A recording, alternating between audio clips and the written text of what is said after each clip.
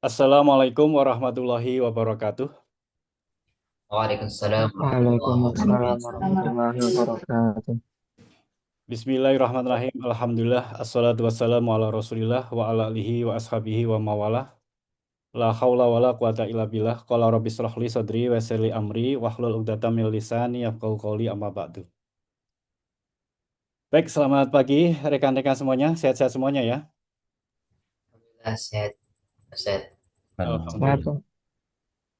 Baik, sebelumnya perkenalkan saya Muhsin Ahmad sebagai dosen di Prodi Ilmu Agama Islam Program Magister Fakultas Ilmu Agama Islam Universitas Islam Indonesia yang pada kesempatan semester ini mengampu mata kuliah pendekatan dalam studi Islam eh, yang mana pada semester ini adalah bagian dari mata kuliah wajib yang harus ditempuh oleh mahasiswa program studi S2 ya. Baik, sebelum kita mulai, mari kita awali perkuliahan ini dengan membaca basmalah. Bismillahirrahmanirrahim. Bismillahirrahmanirrahim. Bismillahirrahmanirrahim. Bismillahirrahmanirrahim. Oke, baik teman-teman sekalian.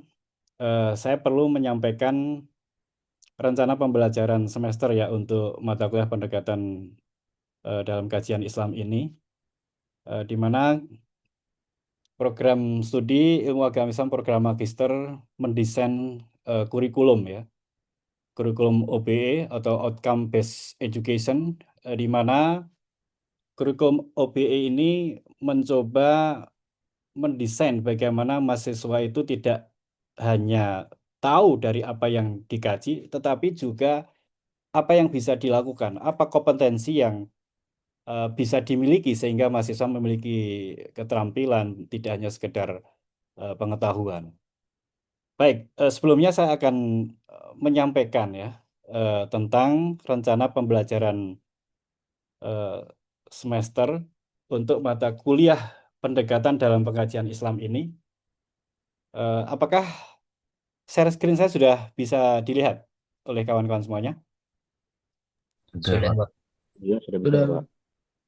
Baik, jadi sebagaimana bisa kalian lihat ya di dalam share screen ini, jadi mata kuliah pendekatan dalam pengkajian Islam adalah mata kuliah dasar yang harus diambil dan diikuti oleh teman-teman semuanya, dan bobot mata kuliah ini adalah 3 SKS sifatnya wajib untuk semua konsentrasi baik hukum Islam, pendidikan maupun ekonomi ya. Dan sistem pembelajaran yang akan kita laksanakan adalah campuran antara luring dan daring ya. Sebagaimana yang ada di dalam RPS ini, eh, teman-teman juga bisa mengetahui bahwa mata kuliah pendekatan dalam pengkajian Islam ini adalah bagian dari kurikulum ya, Magister Ilmu Agama Islam 2017, di mana bobotnya adalah 3 SKS yang merupakan mata kuliah wajib, eh, di mana dengan mata kuliah pendekatan dalam pengkajian Islam ini menunjang ya pemenuhan capaian pembelajaran lulusan atau CPL berupa kemampuan mahasiswa dalam menguasai dan memahami metode pengkajian ya Islam berkaitan dengan kajian dalam perspektif yang berbeda-beda, baik sosiologi, antropologi, historis, politik, hukum, ekonomi, psikologi, ekologi, dan sebagainya. Nah, di sini ada CPL ya, CPL atau capaian pembelajaran lulusan yang harapannya nanti akan bisa diraih oleh mata kuliah ini untuk teman-teman semuanya, yaitu CPL-nya adalah menguasai pengetahuan serta pemahaman tentang pendekatan dalam pengkajian Islam secara komprehensif. Kemudian juga kalian bisa menguasai metode dalam pengkajian Islam. Di mana dalam CPL ini akan dirumuskan seperti apa capaian pembelajaran mata kuliah ini. Yaitu setidaknya ada dua hal. Yang pertama, dapat menjelaskan pendekatan dalam pengkajian Islam secara komprehensif, ya, yakni mengkaji ke universalan ajaran Islam dari berbagai dari berbagai pendekatan secara benar dan akurat ya. Kemudian CPMK yang kedua juga kalian dapat melakukan kajian keislaman dengan pendekatan secara tepat sehingga harapannya dari berbagai pendekatan yang akan kita kaji bersama baik dari sosiologi, antropologi, historis, politik, hukum, ekonomi, kalian bisa memahami secara tepat, akurat, dan memadai sehingga dapat digunakan untuk melakukan sebuah analisis dari berbagai pendekatan yang ada tersebut. Adapun bahan kajian dan juga referensi utama yang akan kita gunakan, jadi kita akan ada 14 kali pertemuan tatap muka dan tatap maya, dimulai dari pertemuan pertama tentang pandangan Islam secara universal. Kemudian kita juga pertemuan kedua nanti akan mengkaji bagaimana studi Islam dengan pendekatan sosiologi. Kita akan mengenal berbagai teori-teori sosiologi. Kemudian yang ketiga, kita juga akan mengkaji bagaimana Islam dari sudut pandang antropologi. Keempat, kita juga akan bicara tentang bagaimana studi Islam dalam pendekatan historis, ya. Kelima, tentang bagaimana studi Islam dengan pendekatan politik, di mana kita sangat mengenal bahwa sistem politik di dalam Islam itu tidak baku, sistem pemerintahan Islam itu tidak baku. Kita mengenal ada khilafah, ada imamah, kemudian juga ada syuro dan lain sebagainya ya. Kemudian pertemuan ke-6 kita akan mengkaji Islam dalam perspektif hukum, di mana di dalam konteks hukum kita mengenal ada law in book dan ada law in action, hukum dalam teori dan hukum dalam praktek di lapangan. Pertemuan ke-7 juga kita akan mengkaji bagaimana studi Islam dengan menggunakan pendekatan ekonomi. Ke-8 kita akan mengkaji juga dengan pendekatan psikologi, kemudian lingkungan hidup, budaya, kesetaraan gender, hak asasi manusia, teologi, dan resolusi konflik. Jadi kita merencanakan akan ada 14 kali pertemuan ya. Pada pertemuan ke-7 ada sistem evaluasi yang akan kita gunakan dengan UTS, di mana UTS ini nanti teman-teman akan diberikan tugas assessment, yaitu dengan cara menulis paper. Nah, tulisan paper ini tentu sesuai dengan disiplin yang sudah kita tentukan ya. Misalnya beberapa waktu yang sebelumnya kita sudah menyampaikan pembagian temanya, misalnya Mbak Adi Basalwa, tema kajiannya tentang kajian Islam tentang gender, misalnya seperti itu. Kemudian yang lain tentang tema-tema sesuai dengan pendekatan masing-masing. Kemudian pada akhir semester, itu nanti akan ada UAS atau ujian akhir semester, yang mana teman-teman dari paper atau makalah yang sudah dibuat atau ditulis pada ujian tengah semester itu, untuk dibuat ya, diperbaiki, diedit kembali untuk menjadi paper yang siap untuk submit jurnal. Dan sebelum submit jurnal, teman-teman untuk mengirim ke dosen pengampu, ke saya. Untuk apa? Untuk kemudian kita berikan feedback sebelum paper itu dikirim ke jurnal. Sehingga nanti harapannya ada kolaborasi antara dosen dan mahasiswa dengan dosen dalam proses penulisan ini. Nah, artinya apa? Saya berharap dari mata kuliah ini itu memiliki output ya. Kita istilahnya how to create knowledge ya. Bagaimana bisa menciptakan ilmu pengetahuan dengan menabung ilmu pengetahuan, yaitu dengan cara kita mendokumentasikan dan mempublikasikan tulisan-tulisan kita di dalam jurnal ilmiah. Oke, teman-teman sekalian, jadi pembelajaran kita akan menggunakan kombinasi antara ceramah ya, kemudian ada seminar kelas, kemudian ada tanya jawab, kemudian ada penugasan dan juga diskusi ya. Ini saya kira menjadi bagian bagaimana student center learning atau kalian menjadi pusat pembelajaran dalam hal ini untuk kita bisa saling sharing sehingga kuliah kita bisa saling berikan feedback ya antara satu dengan yang lain ya. Jadi ada beberapa referensi ini referensi yang sifatnya opsional. Mungkin bagi teman-teman bisa dipilih, bisa dicari baik di perpustakaan, baik virtual maupun di perpustakaan yang ada di kampus di sebelah timur fakultas kita. Yang saya kira itu menjadi sangat penting ya untuk mendukung pembelajaran kita. Baik, itu ya teman-teman sekalian. Jadi saya sudah menyiapkan 14 kali pertemuan untuk bisa kita laksanakan dalam proses perkuliahan pendekatan studi Islam ini. Ini adalah bagian dari strategi kita agar apa yang akan kita laksanakan itu betul-betul bisa sesuai dengan CPL dan CPMK kita. Baik, kira-kira seperti itu. Mungkin ada pertanyaan ataupun tanggapan yang belum jelas, baik mungkin terkait dengan sistem, kemudian mungkin terkait dengan penugasan, asesmen, dan lain sebagainya. Monggo, saya persilahkan kalau bagi teman-teman ada yang ingin ditanyakan atau ingin ada yang disampaikan, silahkan. Bisa Oh, Ustaz. izin, Ustaz. Baik, gimana Mas Dino? Nggih, izin bertanya Ustaz, terkait dengan materi-materinya. Nah, apakah nanti ketika kita mempresentasikan hanya sekedar memperdalam materi, teori-teori, atau disertakan case-nya juga, Ustaz, kasusnya juga gitu?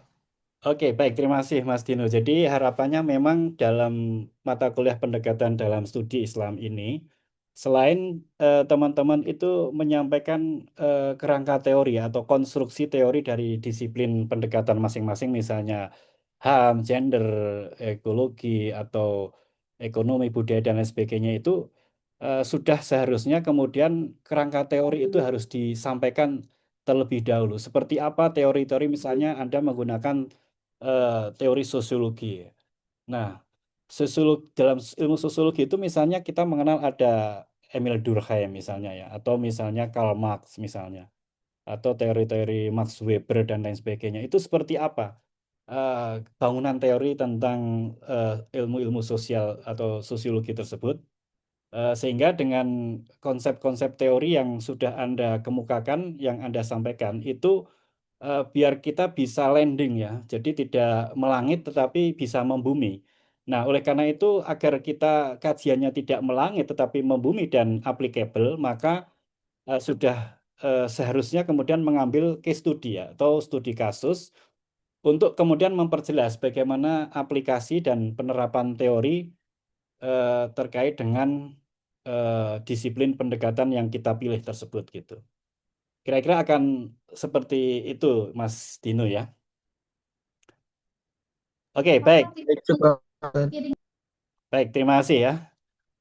Kalau tidak ada pertanyaan yang lain, akan kita mulai untuk sesi perkuliahan, yaitu kita akan mengambil perkuliahan dalam tema yang ke berapa ini, yaitu tentang gender ya. Jadi poin materi pertemuan ke-11 ya. Baik, mungkin sebelum saya memberikan penjelasan lebih jauh ya terkait dengan bagaimana pendekatan gender dalam studi Islam ya. Saya ingin tanya sebetulnya apa sih yang kita maksud dengan sebuah pendekatan ya?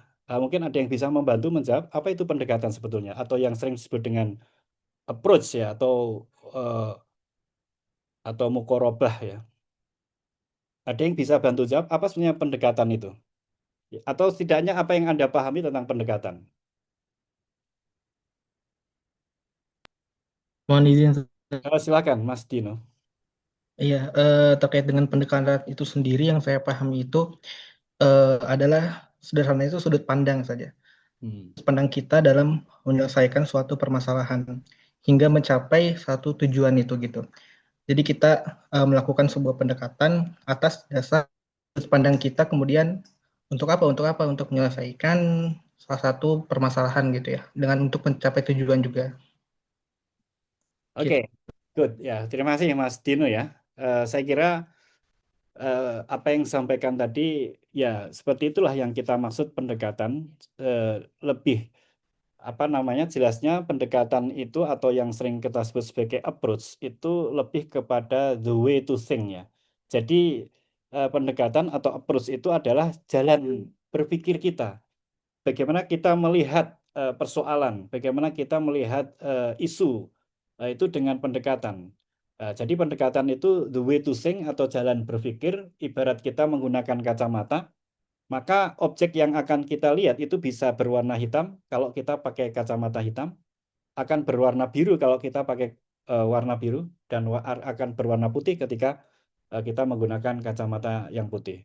Nah, oleh karena itu pentingnya itu pendekatan yang kita gunakan, maka kita harus mampu untuk mengetahui pendekatan-pendekatan tersebut agar objek yang kita lihat itu bisa sesuai, bisa memadai ya dengan pendekatan yang kita gunakan. Baik, kita akan mencoba melihat tentang pendekatan gender equality atau kesetaraan gender. Nah, selama ini di masyarakat kita itu seringkali terjadi ya ketidakadilan gender ya. Nah, kira-kira apa ya penyebab dari ketidakadilan gender yang kemudian menyebabkan isu kesetaraan gender di dalam Islam itu menjadi sangat penting ya. Mungkin di sini Mbak Adiba Salwa bisa memberikan ilustrasi dan juga mungkin bagaimana pendekatan gender ini bisa kita gunakan ya di dalam studi kasus di dalam keislaman kita. Mungkin Mbak Adiba bisa memberikan contoh bagaimana pendekatan gender dalam studi kasus yang ada di masyarakat Muslim gitu. Monggo silakan. Baik, di sini saya akan menyampaikan tentang kesetaraan gender dalam isu dalam rumah tangga ya. Kesetaraan gender dalam rumah tangga masih menjadi isu krusial dalam masyarakat Muslim modern. Ketimpangan pembagian peran domestik antara suami dan istri seringkali menimbulkan ketidakadilan yang berakar pada konstruksi sosial. Bukan pada ajaran Islam itu sendiri. Salah satu prinsip pokok dalam ajaran Islam yakni adanya persamaan antara manusia, baik itu laki-laki dan perempuan, antar bangsa dan suku dan keturunan. Semua itu terlihat sama di hadapan Tuhan. Prinsip ini ialah prinsip al-musawah, yang berarti persamaan berdasarkan panggalan firman Allah dalam surat Al-Hujurat yang artinya surat Al-Hujurat ayat 13 yang artinya wahai manusia, sesungguhnya kami telah menciptakan kamu dari seorang laki-laki dan perempuan. Kemudian kami menjadikan kamu berbangsa-bangsa dan bersuku-suku agar kamu saling mengenal. Sesungguhnya yang paling mulia di antara kamu di sisi Allah adalah orang yang paling bertakwa. Sesungguhnya Allah Maha mengetahui lagi Maha meneliti. Seperti itu kesetaraan gender dalam rumah tangga ideal berdasarkan prinsip al-musawah atau persamaan yang diajarkan oleh Islam. Terima kasih. Terima kasih Mbak Adiba Salwa tentang prinsip secara teoretik ya keadilan gender yang diajarkan di dalam Islam ya, bahwa Islam itu sangat menghargai dan menghormati perempuan ya. Hanya saja praktek di masyarakat kita terjadi ketimpangan gender itu pertama karena ada budaya patriarki ya. Apa itu budaya patriarki? Yaitu adanya budaya yang memberikan privilege atau posisi khusus bagi laki-laki, sehingga laki-laki di masyarakat kita itu kemudian cenderung memiliki peran yang dominan di segala faktor, di segala lini, di segala dimensi, baik pendidikan, politik, apalagi kemudian di sosial, kemudian di dunia publik dan lain sebagainya. Nah, ini sebab karena di dalam masyarakat kita itu ada pengkaburan ya antara apa itu seks dan apa itu gender. Nah, mungkin ini teman-teman bisa melihat ya salah satu modul ya yang dulu pernah saya susun beberapa tahun yang lalu. Saya pernah menyusun modul namanya JAT ya, Gender Analysis Training. Yang ini modul ini pernah diuji cobakan atau diberikan kepada beberapa hakim ya di beberapa provinsi untuk gender mainstreaming, yaitu pengaruh utamaan gender. Nah, karena mindset orang tidak adil sejak di dalam pikiran tentang gender equality ini berimplikasi kepada ketidakadilan gender di masyarakat. Nah, cuma kadang-kadang di masyarakat kita itu masih ada kekaburan, mana itu seks dan mana itu gender. Nah, bisa kita lihat ya di dalam salah satu modul ini yang coba saya susun ya. Nah, apakah sudah terlihat oleh teman-teman semuanya? Sudah Udah. Ustaz. Nah, di sini ada pembedaan ya. Namanya seks itu sebetulnya adalah jenis kelamin biologis ya, yang itu kodrati. Jadi tidak bisa dipertukarkan. Jadi kalau Mas Firmansah suruh hamil pasti juga tidak bisa. Mbak Adiba itu menstruasi ya memang itu sudah kodrati. Nah, seks itu adalah jenis kelamin biologis yang bersifat kodrati, tidak bisa dipertukarkan. Sedangkan gender itu adalah pembedaan ya antara laki-laki dan perempuan itu berdasarkan bentukan sosial, bukan biologis ya. Ya, contohnya kalau laki-laki itu tubuhnya kekar, kemudian eh, dianggap berperangai lebih rasional, bekerja sektor publik, kemudian dia sebagai seorang pemimpin, itu kan sebuah konstruksi sosial yang sebetulnya eh, ada juga perempuan yang rasional, tidak emosional, dan perempuan itu juga dalam gender construction itu lebih kemudian diasumsikan bekerja di sektor domestik. Padahal kan juga perempuan bisa bekerja di sektor publik misalnya. Nah, ini saya kira menjadi lebih jelas ya teman-teman sekalian. Apa itu perbedaan antara seks dan gender? Jadi kalau seks itu jenis kelamin biologis, gender itu jenis kelamin sosial ya, dan seks itu diperoleh sejak lahir yang sifatnya kodrati. Kemudian kalau gender itu jenis kelamin sosial yang sifatnya bisa dipertukarkan. Mungkin di Jawa berbeda dengan di Kalimantan atau berbeda dengan di Sumatera misalnya. Karena memang masing-masing memiliki adat dan tradisi yang berbeda. Jadi kalau seks itu tidak dipertukarkan antara laki-laki dan perempuan, tetapi kalau gender itu bisa dipertukarkan, sifatnya mubadalah. Jadi misalnya Mas Dino itu bisa aja menyapu, nyuci piring, nyuci, mengasuh anak, tidak harus kemudian perempuan gitu loh. Itu sifatnya yang bisa dipertukarkan. Kalau seks itu berlaku di mana saja, kapan saja di seluruh dunia itu ya sama seperti itu.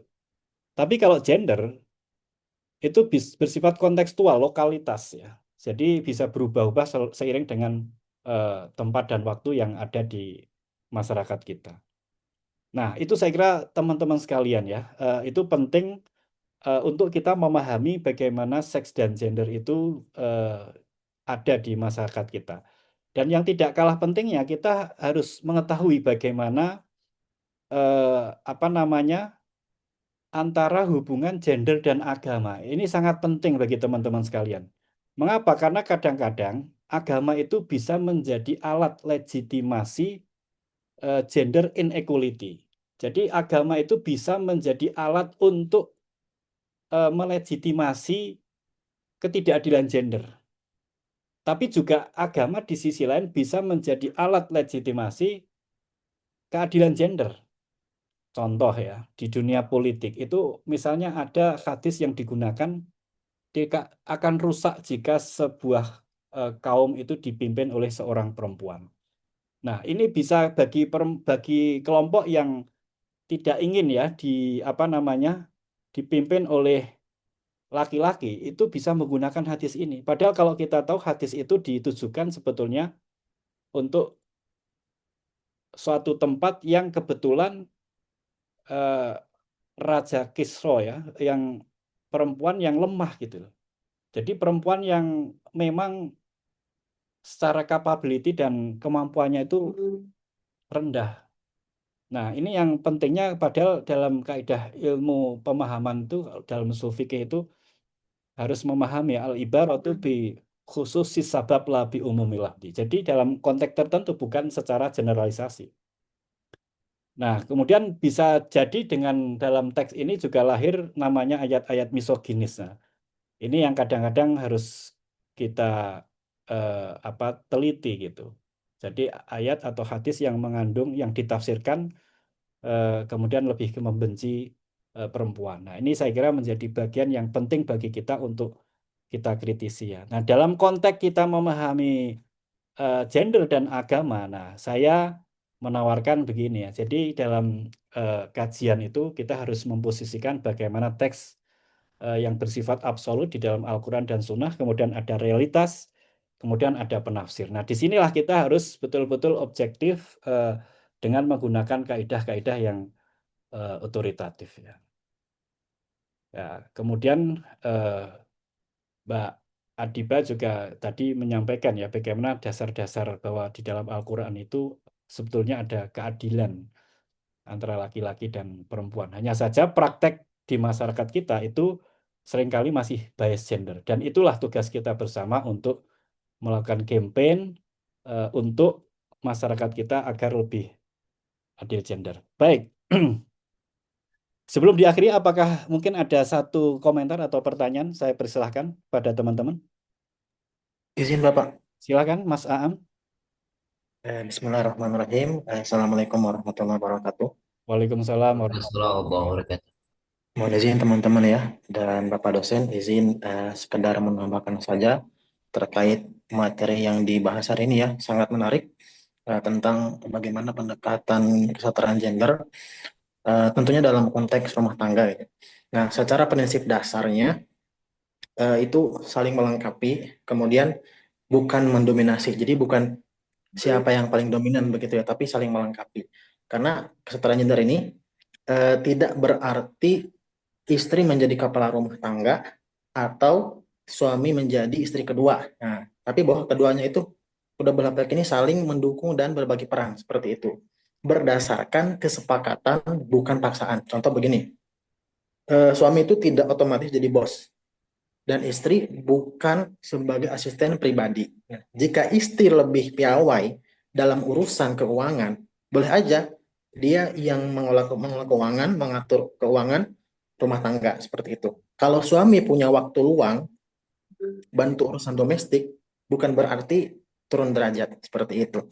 Maka dalam perspektif agama Islam, Rasulullah sendiri itu dikenal sebagai suami yang membantu pekerjaan rumah tangga seperti menjahit bajunya sendiri gitu kan, dan menghormati istri-istri beliau. Maka Islam memerintahkan keadilan, bukan dominasi. Nah, maka sebaik-baik kalian adalah yang paling baik kepada istrinya, itu hadis riwayat Tirmizi. Kemudian dari segi distribusi peran ya, ini lebih fleksibel dan bukan kaku seperti itu. Nah, kesetaraan gender ini dalam rumah tangga khususnya bukan berarti semua pekerjaan itu harus dibagi berimbang gitu kan ya, tapi dikelola dengan adil sesuai kapasitas dan kebutuhan masing-masing. Contoh peran yang bisa didiskusikan bersama seperti misalnya pengasuhan anak, pekerjaan domestik, masak gitu kan, bersih-bersih itu kan bisa dibagi tuh perannya. Kemudian mencari nafkah kalau istri ingin bekerja. Kalau enggak ya gue sedih paksa juga nyari nafkah gitu kan. Kemudian pengambilan keputusan, bukan sistem yang penting kata suami, tetapi ini dasarnya itu apa, karena ada musyawarah di situ begitu. Kemudian terkait dengan komunikasi dan kesepakatan itu kunci. Nah, jadi kuncinya itu adalah dalam rumah tangga sendiri ya, adalah komunikasi yang sehat dan kesepakatan yang adil. Hindari pemaksaan peran yang berdasarkan karena salah satu pihak misalnya namanya juga perempuan gitu kan, ya tugasnya ya di dapur. Nah, ini kan berarti kan salah satu ya gitu kan, atau laki-laki sejati itu nggak boleh pegang sapu. Nah, ini nggak boleh begini juga. Maka dampak positif dari kesetaraan gender ini adalah dalam rumah tangga. Rumah tangga itu akan lebih sehat secara emosional tentu. Anak-anak juga akan tumbuh dengan nilai keadilan dan saling menghargai tentunya. Dan seterusnya beban mental itu akan Akan mental load. Jadi tidak ditanggung oleh salah satu pihak saja, tetapi akan meningkatkan rasa saling percaya diri, cinta dan kerjasama di antara keluarga. Maka singkatnya kesimpulannya itu kesetaraan gender ini dalam rumah tangga bukan berarti tidak ada peran laki-laki sama sekali dan perempuan, tetapi masing-masing itu menjalankan perannya dengan adil dan saling mendukung, saling support gitu. Jadi semuanya berperan, keduanya berperan. Yang penting itu kan bukan siapa melakukan apa, tapi bagaimana semua peran itu dijalani bersama dengan penuh cinta, tanggung jawab, dan tentunya dengan niat untuk mendapatkan ridho Allah. Mungkin seperti itu, Bapak Baik, dosen, sedikit dari saya. terima kasih Mas Aam ya, luar biasa ya. Jadi ilustrasi dan elaborasinya sudah sangat memadai. Jadi dalam konteks gender bagaimana diterapkan di masyarakat kita itu memang bagaimana bisa dilaksanakan dalam bentuk equality ya. Jadi kesetaraan, tapi juga di situ ada peran yang mubadalah atau ketersalingan. Yang terjadi bukan keterpaksaan, tetapi atas kesadaran bersama yang disepakati bersama untuk tumbuh kembang dan kemudian masing-masing saling mensupport dan saling menghargai. Saya kira itu prinsip kita ya. Jadi gender dan ketersalingan, resiprokal itu adalah saling melengkapi, saling mengisi kekurangan masing-masing. Oke, teman-teman sekalian, saya kira pertemuan pada pagi hari ini sangat produktif, banyak beberapa insight yang dapat kita temukan. Mudah-mudahan untuk sesi pertemuan yang selanjutnya kita juga mendapatkan banyak ilmu, banyak masukan, dan juga studi kasus-kasus dari berbagai sudut pandang dan dari berbagai wilayah yang ada di masyarakat kita. Baik, terima kasih. Saya kira kita anggap cukup pertemuan kita pada sesi ini dan mudah-mudahan kita bisa bertemu kembali di sesi berikutnya. Kita akhiri dengan bersama-sama mengucapkan lafaz hamdalah. Alhamdulillah. Alhamdulillah Rabbil Alamin. Alhamdulillahirrahmanirrahim. Baik, kurang lebihnya mohon maaf. Billahi taufik wal hidayah. Assalamualaikum warahmatullahi wabarakatuh. Waalaikumsalam Waalaikumsalam warahmatullahi warahmatullahi wabarakatuh. wabarakatuh. Terima kasih banyak, Pak. Baik, terima kasih banyak. Saya izin tutup ya. Baik, Ustaz.